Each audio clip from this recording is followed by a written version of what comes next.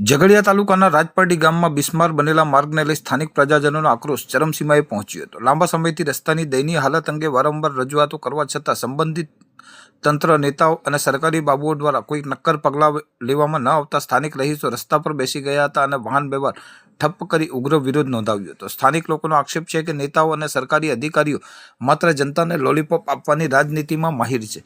માર્ગોના નામે અવારનવાર કરોડો રૂપિયાનો ખર્ચ બતાવવામાં આવે છે, પરંતુ ઝઘડિયા તાલુકાની સ્થિતિ દિવસે દિવસે બદથી બદતર બનતી થતી જઈ રહી છે. સમસ્યાઓને વાચા આપવાને બદલે કેટલાક સરપંચો અને લોકપ્રતિનિધિઓ માત્ર ચાપલુસી અને દેખાવડા કામોમાં વ્યસ્ત હોવાનું સ્થાનિક નાગરિકો ખુલ્લેઆમ કહી રહ્યા છે. પરિણામે સામાન્ય જનતાને હેરાનગતિ ભોગવવાનો વારો આવી રહ્યો છે. રાજપારડી ગામને એકતાનગર સાથે જોડતા મુખ્ય માર્ગ છેલ્લા ઘણા સમયથી અત્યંત જર્જરિત હાલતમાં છે. તાજેતરમાં નવી ટેકનોલોજી મુજબ રોડ બનાવવામાં આવ્યો હોવાનો દાવો કરવામાં આવ્યો હતો, પરંતુ નવી ટેકનોલોજીવાળો માર્ગ લોકો માટે આશીર્વાદ બનવાને બદલે અભિશાપ સાબિત થયો હોવાનું સ્થાનિકો જણાવી રહ્યા છે. રોડ પર ઠેર ઠેર ઊંડા ખાડાઓ પડી ગયા છે અને માર્ગ પરથી ઉડતી ધૂળની ડમરીઓ એટલી ભારે છે કે રાહદારીઓ તેમજ વાહન ચાલકોને ભારે મુશ્કેલીનો સામનો કરવો પડી રહ્યો છે.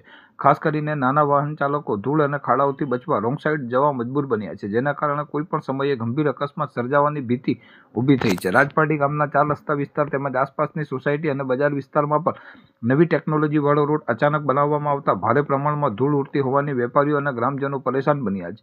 બજારમાં ધંધો રોજગાર કરતા વેપારીઓએ જણાવ્યું હતું કે ઉડતી ધૂળને કારણે ફળ, શાકભાજી અને ખાણાપીણાની ચીજવસ્તુઓ પર ધૂળ બેસી જાય છે, જેના કારણે ગ્રાહકોમાં ભારે નારાજગી જોવા મળી રહી છે. સ્થાનિક લોકોએ આક્ષેપ કર્યો છે કે ઉડતી ધૂળના કારણે લોકોના સ્વાસ્થ્ય સાથે ખુલ્લેઆમ ચેડા થઈ રહ્યા છે. ખાસ કરીને બાળકો, વૃદ્ધો તેમજ શ્વાસના રોગોથી પીડાતા દર્દીઓ માટે આ સ્થિતિ અત્યંત જોખમી બની છે. ધૂળથી દૂષિત ખાદ્ય સામગ્રી ખરીદવા મજબૂર બનતા નાગરિકોમાં ગંભીર બીમારીઓ ફેલાવવાની શક્યતા પણ વ્યક્ત કરવામાં આવી રહી છે. સ્થાનિક જાગૃત નાગરિકોએ લાગતા વળગતા તંત્ર સામે ગંભીર બેદરકારીનો આરોપ લગાવ્યો હતો. અનેક વખત લેખિત અને મૌખિક રજૂઆતો છતાં કોઈ કાર્યવાહી ન થવાને કારણે અંતે રસ્તા પર ઉતરી વિરોધ કરવાનો વારો આવ્યો હોવાનું તેમણે જણાવ્યું હતું. વિરોધ દરમિયાન તંત્ર વિરુદ્ધ ઉગ્ર સૂત્રોચ્ચાર કરવામાં આવ્યા હતા. સ્થાનિકોએ સ્પષ્ટ ચેતવણી આપી છે કે જો તાત્કાલિક યોગ્ય કામગીરી નહીં કરવામાં આવે અને બિસ્માર માર્ગની સમસ્યાઓનો કાયમી ઉકેલ નહીં લાવવામાં આવે તો આગામી દિવસોમાં વધુ ઉગ્ર આંદોલન કરવામાં આવશે, જેની સંપૂર્ણ જવાબદાર તંત્ર અને લોકપ્રતિનિધિઓ રહેશે.